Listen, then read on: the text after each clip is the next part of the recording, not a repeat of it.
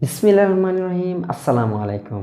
প্রিয় শিক্ষার্থী, তোমাদের সিলেবাসের এই যে সাফিক্স প্রিফিক্সের পরে আরও একটা গ্রামাটিক্যাল আছে, অনেক জনপ্রিয় একটা গ্রামাটিক্যাল আইটেম, সেটা হচ্ছে ট্যাগ কোশ্চেন আসবে, অর্থাৎ 5টা সেন্টেন্স, ডিটাচড সেন্টেন্স দেওয়া থাকবে অথবা প্যাসেজ আকারেও দিতে পারে। এই সেন্টেন্সগুলো থেকে তোমাকে ট্যাগ কোশ্চেন তৈরি করতে হবে। ট্যাগ কোশ্চেনের মধ্যে প্রত্যেকটা সেন্টেন্সে 1 নাম্বার করে, অর্থাৎ এটা 5।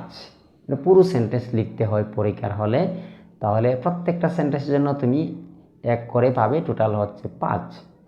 এটা অনেক মজাদার একটা ইন্টারেস্টিং একটা আইটেম, এটা শিক্ষার্থীরা অনেক পছন্দ করে।